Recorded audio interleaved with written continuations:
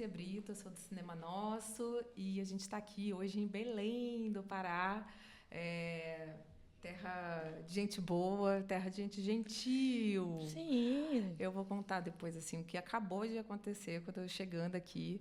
Eu esqueci o equipamento. E aí? E aí, quando eu cheguei aqui, chegando aqui na porta da universidade, onde está ocorrendo esse evento e onde a gente está gravando hoje, aí eu falei, caramba, esqueci o equipamento. E aí ele falou assim, não, então eu vou te levar, eu te levo de volta. Eu falei, moça, eu não sei nem aonde, procurando endereço. Aí fui lá, procurei endereço, ele falou, não, eu vou te levar de volta, rapidinho. Aí me levou de volta, me esperou, desci. Aí eu falei, moça, você foi tão gentil. Ele falou, não vou te cobrar nada, porque eu falei, me disse o Pix, né? Aí eu falei assim, gente, isso é Belém. Um Belém. tempo diferente do meu, de onde eu venho, correndo do Rio de Janeiro.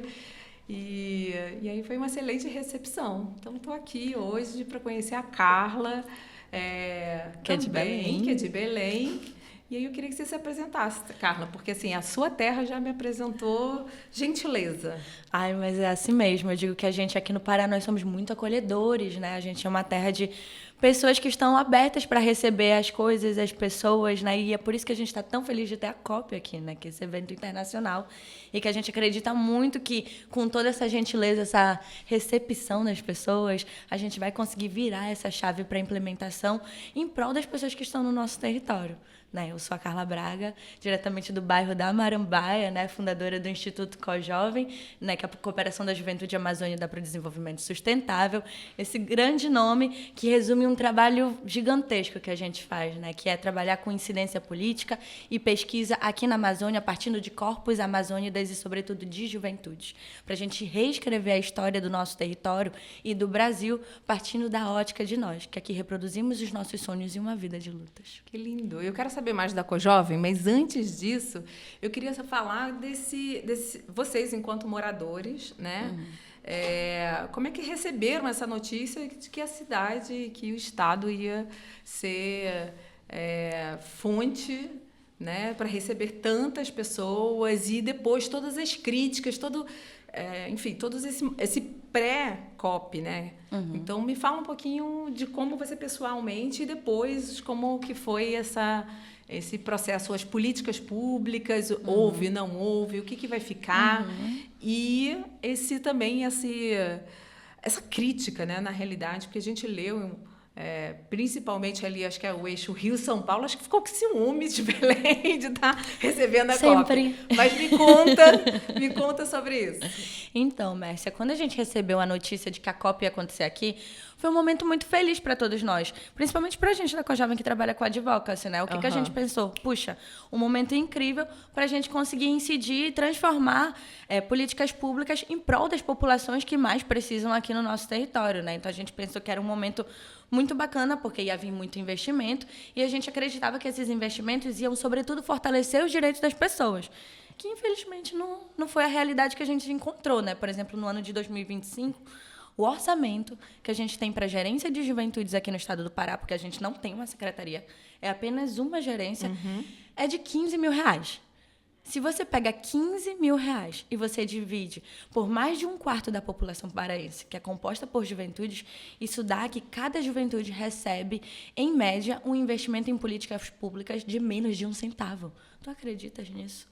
E a gente pensou que isso ia mudar. E a mesma coisa para a pauta de mulheres. A pasta de mulheres recebe esse mesmo valor, R$15 mil, para o ano de 2025. E isso foi um grande absurdo, né? E aí a gente ficou assim, nossa, vamos aproveitar para fazer barulho, etc., né? Vai ter reforma em diversos lugares, vamos aproveitar para pautar o saneamento. Aí ficou pronta ali as obras da DOCA, não sei se você já viu. Belo, tá bonito? Tá. Mas se isso resolve o problema de saneamento que a gente tem aqui no nosso território? Não. A gente já sabe ao longo do mundo que soluções baseadas na natureza é uma oportunidade incrível da gente reescrever a história não só da Amazônia, mas do Brasil de forma integrada ao meio ambiente.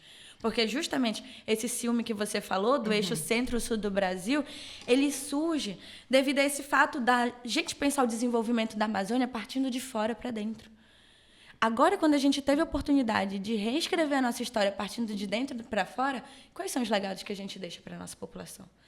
E aí a gente chega nessa COP, nesse processo, até assim um pouco tristes da oportunidade perdida que a gente teve de investimento na área do saneamento e que a gente poderia ter pensado em propostas de adaptação climática que estão sendo muito pautadas na COP, né, principalmente dentro das NDCs do Brasil, que são as metas nacionais, né, que cada país tem que contribuir para reduzir as emissões de carbono.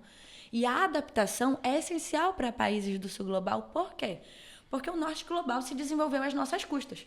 Né? Então, agora, o que a gente precisa fazer? A gente precisa adaptar as nossas cidades e os nossos territórios para receber os impactos da crise climática. Mas não é isso que a gente está fazendo quando a gente recebe grandes volumes de dinheiro, porque as pessoas não estão no centro da solução. E isso é muito triste. É uma lógica que a gente tem que se repensar, até mesmo enquanto Brasil. Né? Porque o bioma Amazônia ele é famoso internacionalmente. Isso. Mas a gente não pensa o desenvolvimento brasileiro envolvendo o bioma Amazônia. Pelo contrário, a gente é sempre visto como fornecedor de commodity, como terceiros. Aí a gente recebe essa COP. E aí muitas pessoas começam a destilar críticas, ciúminhos, etc. Que, enfim, aqui para nós a gente já está acostumado, né? Porque o estado do Pará, né? O melhor estado do Brasil. Brincadeiras à parte, eu amo todos os estados, eu adoro o Rio de Janeiro, adoro curtir muito na Lapa, inclusive. Né? Mas a gente precisa repensar o desenvolvimento brasileiro partindo da Amazônia, que é uma das nossas principais chances na perspectiva do desenvolvimento territorial, pensando o enfrentamento da crise climática, sabe? A gente tem aqui um monte de papelzinhos, né? E a gente já começou aí falando das políticas públicas, né? Desse e fazendo essa reflexão do... Né? Qual vai ser o legado? A gente já viu que o legado em relação à infraestrutura, no teu ponto de vista, já não foi por aí. Né? Há uma base que poderia ter sido aproveitada aqui, é uma grande questão aqui, que é o saneamento básico. Quem pensa políticas públicas por aqui preferiu colocar um cimento em cima dos rios. Sabe? Né? Então, não vai ser por aí. Mas a gente tem esperança que a gente está só começando, né? Então, a gente está só começando aí os grandes eventos aqui dentro do estado e dentro, né, da cidade de Belém. Então, vamos sonhar com outros legados que eu acho que podem surgir. E aí, você me trouxe aqui, né? E eu acho que isso aqui pode ser um legado também. Olha só, gente. O que é isso? Um bom atrai orçamento para a juventude, né? Será se vai surgir? Me fala sobre isso. Então, tá aqui, ó.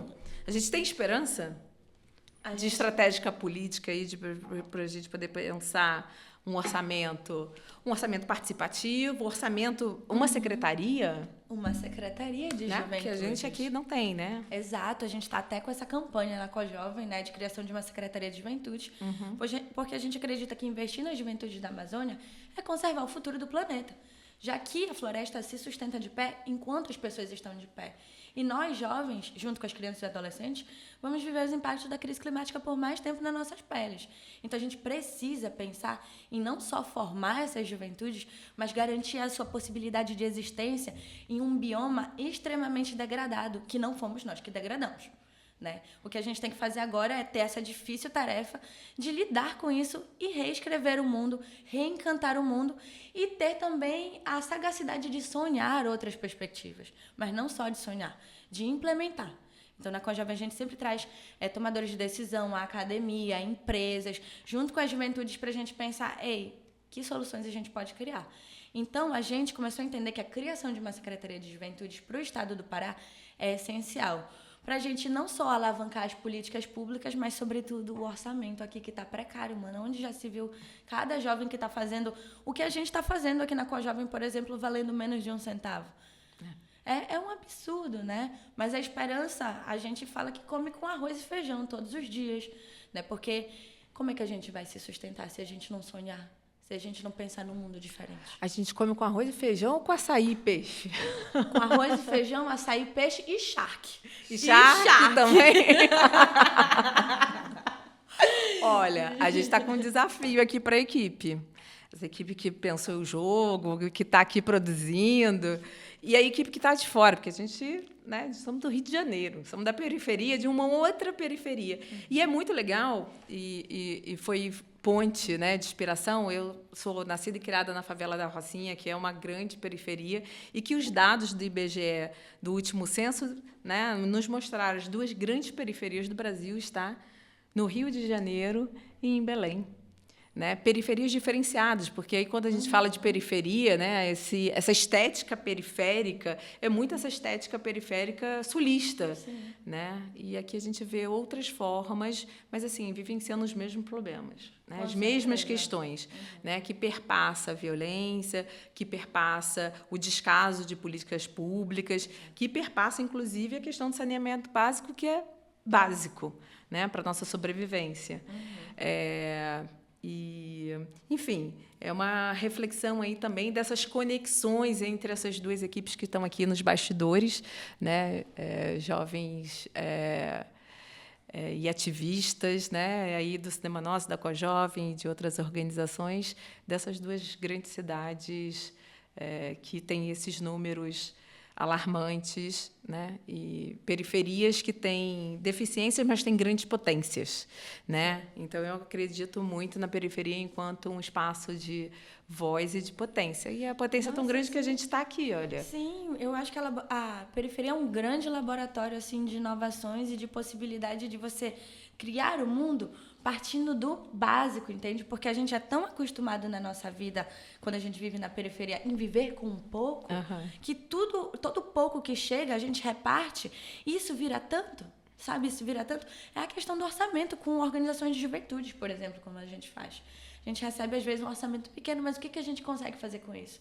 Hoje em dia, na Cojovem, a gente consegue empregar 22 juventudes, fazer 22 pessoas, sonharem e terem perspectivas de emprego que, por exemplo, quando eu saí na universidade, antes de fundar a Cojovem, eu não tinha. E aí eu ficava, poxa, como é que eu vou ajudar a minha família? Eu tenho que fazer meu corre para botar comida na mesa, para ajudar em casa, etc. O que eu vou fazer? Não quero trabalhar para uma mineradora, né? Porque muitas vezes, quando a gente jovem não tem políticas públicas fortalecidas e oportunidades, quais são os lugares que nos acolhem? É o crime, é trabalhar em, muitas vezes, empresas que degradam o nosso próprio território. E mesmo você não acreditando isso, você tem que comer, você tem que se sustentar, você tem que trazer a comida para o prato da sua família também, né? Que a gente de vivência de periferia, a gente sabe que a gente não é uma só. A gente vive em uma casa, geralmente com várias pessoas na nossa família, né? Compartilhando aquele lugar. E é sempre muito custoso. E, a Cojovem, por exemplo, surgiu disso. De jovens periféricos que precisavam, se sustentar, mas que precisavam também ter a oportunidade de reescrever essa história com uma outra narrativa, né? E isso são soluções e inovações que surgem da periferia, né? Essas são as realezas e os laboratórios que a gente cultiva nas periferias daqui da Amazônia, mas não só. Do Rio de Janeiro, pelo visto, também, né? Pois é, e a gente está aqui agora com essa cartinha que está justamente falando sobre isso, né? As periferias e favelas como espaço de inovação, inovações de sobrevivência, mas inovações ecológicas, né? E de tecnologias sociais, porque também, a partir dessas experiências, né, experiências como a Cojovem e tantas outras, também são experiências de inovações sociais.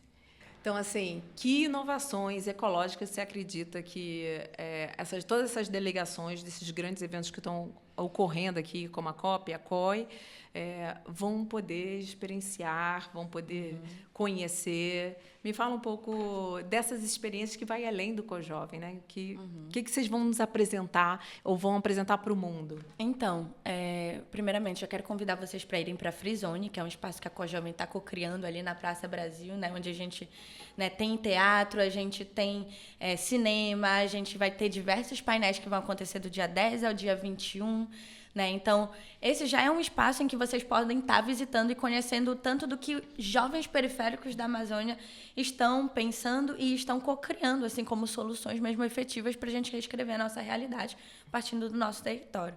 Mas aí eu também queria trazer uma experiência de base comunitária que eu gosto muito, né? Você sabe o movimento dos bois aqui na Amazônia? Eu conheço lá o boi. Pois tem vários bois, né? E aí aqui... Pavulagem. Isso, okay. Aqui em Belém a gente tem o boi pavulagem também, mas a gente também tem o boi marronzinho. Já ouviu falar? Não, olha, então... Qual é a diferença dos bois aí? Então, o boi marronzinho é um, o boi pavulagem é outro. Essa é a diferença dele. E o boi não marronzinho... é tudo igual. Não é tudo igual, mas são boizinhos que, né, promovem a cultura popular. E aí o boi marronzinho, ele é da terra firme. E aí é uma querida professora minha, inclusive a Miriam, que atua aqui na UFPE, onde a gente está gravando esse podcast, né? Ela é professora dali de arquitetura, e ela que fomenta essa cultura do boi marronzinho na terra firme, né, e fortalece esse legado ainda. E lá, na sede do boi marronzinho, tem, por exemplo, uma bacia de evapotranspiração, que fica na periferia da terra firme, onde a gente não tem saneamento básico para a população. Então, veja só, a população de lá decidiu construir a sua própria bacia de evapotranspiração, né, que é uma tecnologia que utiliza a bananeira, inclusive, para tratamento dos resíduos, né, que vêm das descargas, que vêm das pias, por exemplo, né, através da evapotranspiração da folha da bananeira, que é bem larga, né? Então transpira bastante e consegue tratar. E aí, como a bananeira ela não é uma fruta de raiz, você pode até comer aquela banana. E ela é nutrida, inclusive, com os excrementos que a gente produz diariamente na nossa vida, né? Como seres humanos que vão no banheiro, que fazem xixi, etc, sabe? Essa é uma tecnologia social que você pode conhecer visitando, por exemplo, a sede do Boi Marronzinho, né? Também, aqui no Cumbu, a gente tem várias experiências de captação de chuva e reaproveitamento dessa água. Então, você também pode reconhecer esses lugares. Eu acho que lá no Boá, inclusive, que é uma jovem liderança daqui do Cumbu, ele tem um sistema de captação de água de chuva, você pode ir lá conhecer. Tem outros territórios aqui que utilizam, inclusive, a tecnologia da compostagem, né, que é uma tecnologia de tratamento de resíduos sólidos também. Então, assim, a periferia está fazendo acontecer, está construindo o seu corre e seu rolê já diariamente, né? Porque onde a política pública não chega, sempre tem as lideranças para efetivarem aquilo para a sua comunidade, né? Então, a gente está aqui convidando vocês para conhecerem todas as tecnologias e as inovações que a gente desenvolve nas nossas periferias e também para a gente reescrever essa história juntos, né? Sonharmos juntos com um planeta diferente, partindo dessa oportunidade que a gente está tendo, né? De receber uma COP no nosso território, receber vocês. A gente espera que a gente consiga atravessar as mentes e corações de vocês, assim, com muito carinho, com muita potência. E que esse seja um primeiro momento de vários. Com afeto, gratidão e parceria. Muito obrigada, Carla. Olha, anotado essas 3 experiências, a gente vai colocar assim aqui embaixo, e para a gente conhecer as experiências do Boi Marronzinho, do Boá, lá no Cumbu, enfim. Então, é isso. Ampliando vozes e além da Cojovem, outros projetos que muito bonito. Sim. Muito bom. Que essa parceria entre Cinema Nossa e Cojovem dure e que a gente possa inventar ainda muitas coisas além de jogos e conversas e políticas públicas e podemos, né, juntos lutar aí por um mundo melhor. É isso. Muito obrigada. Então, você que está nos ouvindo, vem esperançar com a gente, que a gente tem muita história para co-criar juntos, viu? Um beijo, obrigada, Cinema Nosso, por nos receberem, viu? Tchau, tchau. Tchau.